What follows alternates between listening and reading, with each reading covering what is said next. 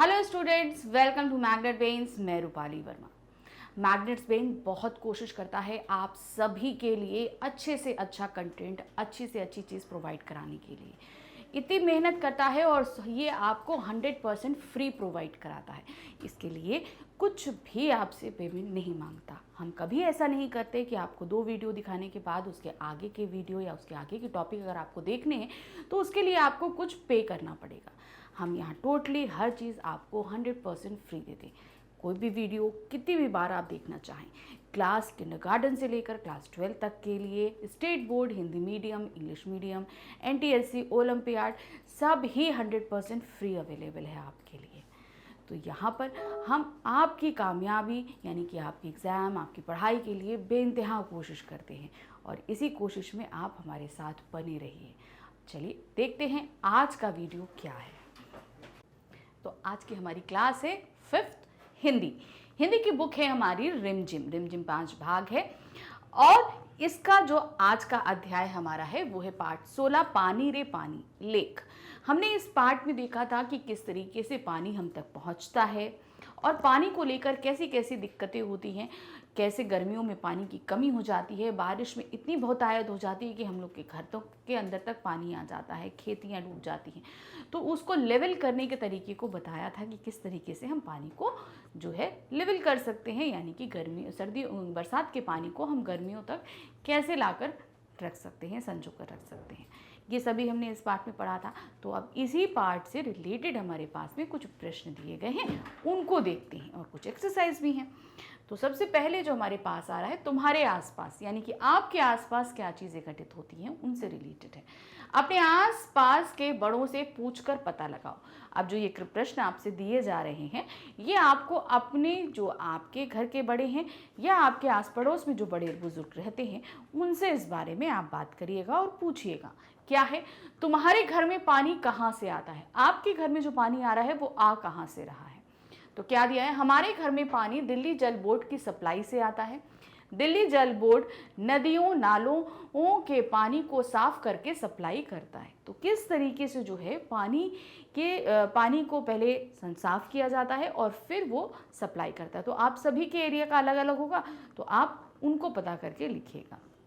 फिर आते हैं दूसरा प्रश्न, तुम्हारे घर का मैला पानी बहकर कहाँ जाता है? तो जो तुम्हारे यहाँ का यूज्ड किया पानी, गंदा पानी जो हम लोग की नालियों से बहकर निकल जाता है, जैसे वॉश बेसिन के टैप से निकल जाता है, बाथरूम के टैप से निकल जाता है, तो ये सब जाता कहाँ है? जो नालियाँ होती हैं, बनी होती है हम लोग के घर में, इसका पानी कहाँ जा रहा है? तो क्या है, हमारे घर का मैला पानी बहकर नालियों में जाता है। तो मतलब क्या है, हमारे घर से जाता है और नीचे आप कहीं, आप अगर सोसाइटी में रहते हैं, घर के आसपास कहीं आप देखिएगा बड़ी बड़ी नालियाँ हैं, उन नालियों में वो पानी गंदा बहकर चला जाता है।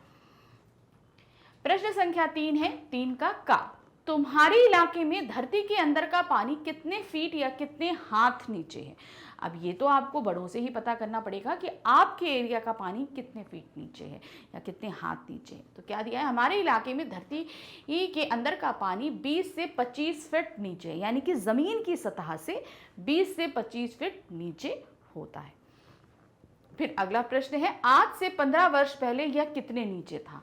अगर आज ये इतना है तो आज से 15 साल पहले कितना था? तो ये आपको घर के जो आपके आस पड़ोस हैं, जो बहुत टाइम से वहाँ रह रहे होंगे और बहुत बड़े होंगे, वो ही आपको बता पाएंगे। क्या दिया है, आज से 15 वर्ष पहले ये पानी 10 से 15 फीट नीचे था। अब देखिए कितना डिफरेंस हो गया 15 वर्ष में, जहाँ पहले 10 से 15 था, आज 20 से 25 फीट हो गया है। फर्क कितना आया, 10-10 फीट नीचे चला गया है पानी। अब है अनुमान लगाओ। अब आपको क्या करना है, आपको गेस करना है चीज़ों को पता करने के लिए। क्या है, पाठ के आधार पर बताना है। अब आपको अनुमान लगाना है, जो पाठ दिया है उसी के आधार पर। अपने घर के नल के पाइप में मोटर लगवाना दूसरों का हक छीनने के बराबर है। लेखक ऐसा क्यों कहता है? क्यों लेखक ने ऐसा बोला कि अगर हम अपने घर में मोटर लगा लेते हैं तो हम दूसरों के हकों को छीन लेते हैं? ये आपको अपनी सोच से पता करना है, आपको अपना सोचना है। तो क्या दिया है, लेखक अपने घर के नल के पाइप में मोटर लगवाना दूसरों का हक छीनने के बराबर इसलिए मानते हैं क्योंकि इससे मोटर लगाने वाले घर का पूरा पानी मिलता है, लेकिन दूसरों को पानी की कमी हो जाती है। मतलब जो और आसपास के घर हैं उनके घर में पानी नहीं आ पाता क्योंकि उन्होंने, और हमारे घर में तो बहुत, जितना हमें पानी चाहिए उससे ज़्यादा ही पानी आ जाएगा, लेकिन आसपास के घरों में उनकी ज़रूरत का पानी भी नहीं पहुँच पाता। इसीलिए दूसरों का हक मानने की बात लेखक ने बोली है। प्रश्न संख्या 2 है, बड़ी संख्या में इमारतें बनने से बाढ़ और अकाल का खतरा कैसे पैदा हो गया है? बहुत सारी इमारतें, मतलब आपके मकान सब कुछ बन गए, तो इससे बाढ़ का खतरा क्यों बढ़ रहा है? कारण क्या है? बड़ी संख्या में इमारतें बनाने के लिए मनुष्य ने समंदर, नदी, नालों आदि का भराव किया और अंधाधुंध वन काटे, जिससे बाढ़ और अकाल का खतरा पैदा हो गया है। तो अब इसे आप ऐसे समझेंगे कि जैसे पहले क्या था, बहुत सारी खाली ज़मीन थी, वहाँ पर क्या होता था, बरसात का पानी एकत्र होकर जमा हो जाता था। लेकिन अब क्या हुआ, उस जगह पर उसको समतल कर दिया गया, तालाब को भर दिया गया, अब वहाँ पे मकान बना दिए गए। अब पानी कहाँ जाएगा? उसके पानी की जगह तो हम लोगों ने अपने मकान बना लिए, तो इसीलिए हम लोगों के घर में पानी भर आता है, क्योंकि पानी तो अपनी जगह पर लेगा ना, उसकी जो जगह है वो तो वहीं जाएगी, तो हम उसकी जगह पे आए हैं, तो इसलिए हमारे घरों के अंदर पानी बढ़ता है। अब अकाल क्यों आते हैं? अकाल इसलिए आते हैं, अकाल कहने का मतलब है कि सूखा पड़ जाता है, बारिश नहीं होती। वो क्यों होता है? पानी को आकृष्ट जो करते हैं वो पेड़ करते हैं। अब अगर हम पेड़ को काट देंगे तो बादल आएंगे कैसे, पानी बरसेगा कैसे? तो यहाँ पर पेड़ों के काटे जाने के कारण अकाल पड़ते हैं। फिर है, धरती की गुल्लक किन किन साधनों से भरती है? अब जो धरती की गुल्लक है ये कैसे भरती है? धरती की गुल्लक नदी, नालों, तालाबों और झीलों से भरती, क्योंकि इनमें जब पानी एकत्र होता है तो इन्हीं से रिस के कहाँ जाता है, भूजल में एकत्र होता है। यदि हाँ तो, मतलब अगर आपका हाँ है तो आपको पहले प्रश्न पूछिए, क्या तुम्हारे इलाके में कभी बाढ़ आई है? यदि हाँ तो उसके बारे में लिखो। अब देखिए, आप में से बहुत से लोगों के घरों में बाढ़ आई भी होगी और बहुत से लोग ऐसे होंगे जिनके घरों में कभी पानी नहीं भरा होगा। तो अब जिनके यहाँ भरा है तो उनको तो पता है कि भाई कैसा कैसा हो जाता है, और जिनको नहीं पता है तो वो सिर्फ काल्पनिक तौर पे उन सब चीज़ों को लिख सकते हैं। आप अपने बड़ों से बात कर सकते हैं इस बारे में, तो उन्हें ज़्यादा पता होगा, फिर आप उन्हें अपने शब्दों में करके लिख सकते हैं। तो कैसे दिखेंगे? हमारे इलाके में बहुत पहले बाढ़ आई थी, जिसके बारे में हमारे दादाजी बताते हैं। वह बताते हैं कि उस समय चारों ओर पानी ही पानी फैल गया था, लोगों के घर बार बह गए थे, साथ ही लोगों को दैनिक ज़रूरत की चीज़ें मिलने में बहुत कठिनाई आ रही थी। तो यहाँ पर जैसे हमने लिखा है, तो ये हमको नहीं पता था कि बाढ़ कैसी होती है, तो हमारे दादाजी ने हमको बताया, उन्होंने कभी बाढ़ को फेस किया हुआ। उसी तरीके से आप अपने बड़ों से बात करिएगा तो उन्हें इस बारे में ज़रूर नॉलेज होगी। प्रश्न संख्या 2 है, क्या तुम्हारे घर में पानी कुछ ही घंटों के लिए आता है? यदि हाँ तो बताओ कि कैसे तुम्हारे परिवार की दिनचर्या नल में पानी आने के साथ बंधी होती है। कुछ घरों में क्या होता है, पानी 24 घंटे आता है, उनके यहाँ ओवरहेड टैंक से पानी आ जाता है। लेकिन अब मान लीजिए वाटर सप्लाई आपके यहाँ मॉर्निंग में 6 बजे होनी है या 9 बजे होनी है या रात में 10 बजे पानी आएगा, तो उस हिसाब से आपके घर वालों की सभी की दिनचर्या बदलती है। तो वही दिनचर्या अगर बदली है तो आपको उसके बारे में लिखना है। क्या है? हाँ, हमारे घर में पानी कुछ ही घंटों के लिए आता है, इस कारण हमारे परिवार की दिनचर्या नल के पानी ही आने के साथ बंधी होती है। हमें सुबह सुबह जल्दी उठ के पानी भरना पड़ता है, जब तक पानी ना आ जाए तब तक हमने अन्य काम नहीं कर पाते हैं। कई बार जब पानी कुछ देरी से आता है तो हमें बैठकर पानी का इंतज़ार करना पड़ता है। मतलब अगर हम जल्दी भी उठ जाएं तो हमारे पास पानी नहीं होता कि हम बाकी काम अपने दिन के कर सकें, और अगर पानी कभी देरी से आ जाए तो हमें बैठकर इंतज़ार करना पड़ता है कि भाई पानी आए तो हम काम करें। तो यहाँ पर क्या होता है कि पानी के हिसाब से हमें अपने दिन की शुरुआत करनी पड़ती है। प्रश्न संख्या 3 है, क्या तुम्हारे मोहल्ले में रोजमर्रा की जरूरतें पूरी करने के लिए लोगों को पानी खरीदना पड़ता है? यदि हाँ तो बताओ कि तुम्हारे घर में रोज औसतन कितने लीटर पानी खरीदा जाता है, इस पर कितना खर्च होता है। अगर आपके यहाँ, आपके घर में या आपकी कॉलोनी में कोई ऐसे लोग हों जो अपनी डेली रूटीन के लिए पानी परचेज करते हों, तो आपको वो बताना है। तो क्या दिया है, हाँ, हमारे मोहल्ले में रोज़मर्रा की ज़रूरतें पूरी करने के लिए लोगों को पानी खरीदना पड़ता है। हमारे घर में रोज़ पीने के लिए 20 लीटर पानी खरीदा जाता है। इस पर लगभग 500 रुपये महीना खर्च होता है। बहुत सी ऐसी जगहें हैं जहाँ पे पानी सप्लाई जो आता है वो पीने योग्य नहीं होता, तो इस कंडीशन में बाहर से पानी परचेज किया जाता है। तो कितना आपका दिन की खपत है और महीने में कितना खर्च हो रहा है, ये आपको बताना होगा। संकट क्यों है संकट भाई पानी का? पाठ में पानी के संकट के किन प्रमुख कारणों की बात की गई है, यानी कि पानी के संकट का प्रमुख कारण क्या है, जो पानी का इतना संकट आ रहा है इसके प्रमुख कारण क्या चीज़ है। तो जाहिर सी बात है, जो हमने नदी नालों को पाट कर जो सबको भर दिया, समतल बना दिया, मकान बना दिए, वही बाढ़ का कारण भी बनते हैं और वही गर्मियों के समय जो है पानी की कमी का कारण भी बनते हैं। तो क्या दिया है, पाठ में पानी के संकट के लिए प्रमुख कारण नदी नालों तथा तालाब को कूड़े कचरे से भरने की बात की गई है। तो यही कारण हमारा दोनों ही परिस्थितियों यानी पानी के बहुतायत और पानी की कमी दोनों का ही कारण है। प्रश्न संख्या 2 है हमारे पास में, पानी के संकट का एक और मुख्य कारण पानी की फिजूल खर्ची भी है। कक्षा में 5-5 के समूह में बातचीत करो और बताओ कि आपकी रोजमर्रा की जिंदगी में पानी की बचत करने के लिए तुम क्या क्या उपाय कर सकते हो। देखिए, घर में कभी अगर पानी कभी नल खुला छोड़ जाए तो कितना पानी वेस्ट हो रहा है। ये पानी वेस्टेज जो है ना, आप समझिए, आपको तो पानी अच्छे से मिल रहा है, उन लोगों की सोचिए जिन्हें पानी नहीं मिलता, उनकी क्या कंडीशन होती है। तो उनको आपको समझना है कि आपको उनके फिजूल खर्ची के कारणों को लिखना है, क्या आप इनको जो फिजूल खर्ची बचत हम कैसे कर सकते हैं, ये चीज़ें। तो कैसे अपनी रोज़मर्रा की ज़िंदगी में पानी की बचत करने के लिए हम निम्नलिखित उपाय कर सकते हैं। पहला है, हम आवश्यकता अनुसार पानी का प्रयोग करें, यानी कि जितना हमें ज़रूरत है उतना। जैसे अब सुबह हम ब्रश करते हैं, तो ब्रश करते समय कुछ लोग क्या करते हैं, नल जब से बेसिन के सामने खड़े हुए तब से नल खोल लिया, टैप ओपन कर दिया, ब्रश करते जा रहे हैं, पानी बहता जा रहा है। नहीं, जब हमें पानी ब्रश गीली करनी है तब टैप ओपन करो, गीला कर लिया, फिर उसके बाद में टैप बंद कर दो जब हमें क्या कहते हैं ब्रश धोनी है, तो उसके बाद तब आप उसको ओपन कीजिए, नहीं तो मत करिए। कभी भी नल को खुला नहीं छोड़ें, मतलब बेफजूल में ये नहीं कि हमने खुला करके छोड़ दिया है। कपड़े धोने, बर्तन धोने तथा साफ सफाई में कम से कम पानी का प्रयोग करना चाहिए। जो भी आप रोज़मर्रा के हाउस होल्ड वर्क करते हैं उनमें जितनी ज़रूरत है उतना पानी, और अगर उसे कम इस्तेमाल कर सकते हैं तो वो भी करना चाहिए। पानी को व्यर्थ नहीं बहाना चाहिए, मतलब बेकार का पानी हमें बिल्कुल भी बहाना नहीं चाहिए। प्रश्न 3 है, जितना उपलब्ध है उससे कहीं ज़्यादा खर्च करने से पानी का संकट उत्पन्न होता है। क्या यही बात हम बिजली संकट के बारे में भी कह सकते हैं? कहने का तात्पर्य ये है कि जितना उपलब्ध है, हम अगर उससे ज़्यादा खर्च करने को बनेंगे तो पानी संकट आ जाएगा। तो क्या यही चीज़ हम बिजली के लिए भी बोल सकते हैं कि बिजली जितनी उपलब्ध है हमें उतनी इस्तेमाल करनी चाहिए?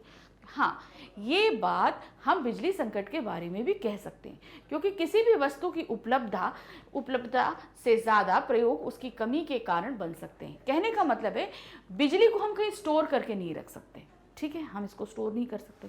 बिजली जितनी आपके जितने पावर प्लांट्स में बनती है वो सप्लाई की जाती है, तो हर एरिया के लिए अपना एक लिमिटेड स्टॉक होता है कि इस एरिया में इतनी बिजली प्रोवाइड करें।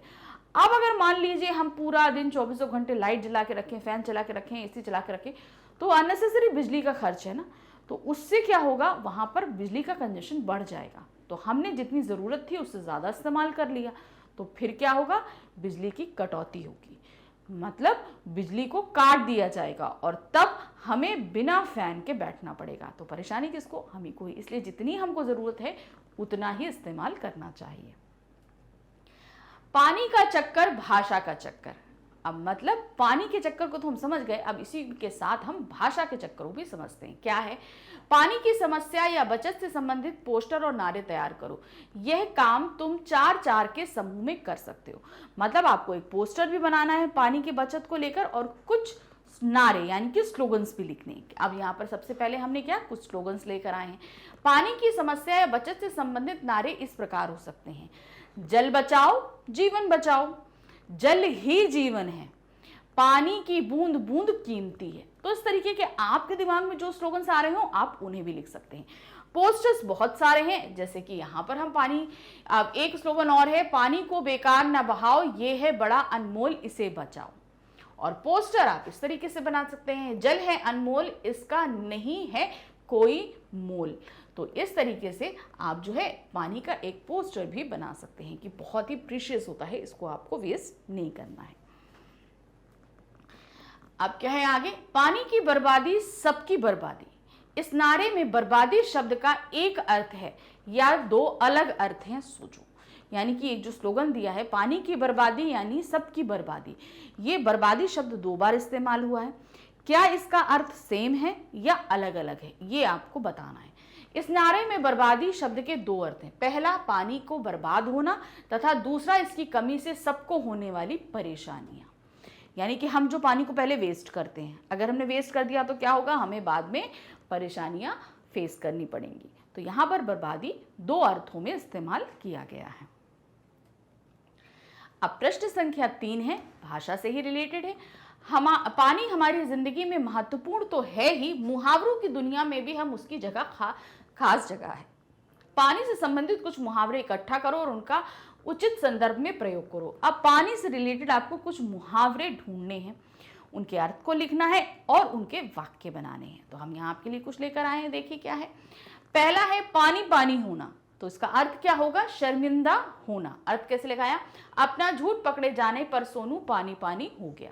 तो वाक्य अपने आप बनाने की कोशिश करिएगा, क्योंकि आप जितना अपने आप से कार्य करेंगे, आपके लिखने की, सोचने की, हर एक चीज की कैपेसिटी बढ़ती जाएगी। फिर आगे है आंख का पानी मरना, तो इसका अर्थ है बेशर्म होना। तुम ये गलत काम कर रहे हो, क्या तुम्हारी आंख का पानी मर गया है। फिर नेक्स्ट है पानी फिरना, नष्ट होना, क्या होगा, नष्ट होना। सेबों की फसल खराब हो जाने से किसानों की मेहनत पर पानी फिर गया। तो क्या है, सेबों की फसल खराब हो गई, इससे उनकी मेहनत पर पानी फिर गया। फिर है मुंह में पानी आना, अर्थ होता है लालच आना। तरह तरह की मिठाइयों को देखकर मुंह में पानी आना स्वाभाविक है। तो इस तरीके से कुछ मुहावरे आप भी ढूंढिएगा, उनके अर्थ लिखिएगा और वाक्य अपने आप बनाने की कोशिश कीजिएगा। तो यहाँ पर हमारे ये प्रश्नोत्तर समाप्त होते हैं। तो आप सभी ने अच्छे से प्रश्नोत्तर समझ लिए कि कैसे करने हैं। और भी हमारे पास चैप्टर हैं जो हम पहले करा चुके हैं या आगे और भी आने वाले हैं। तो इन सबको आप कहाँ ढूंढेंगे, इसके लिए आपको आना होगा हमारे चैनल magnetspain.com पे।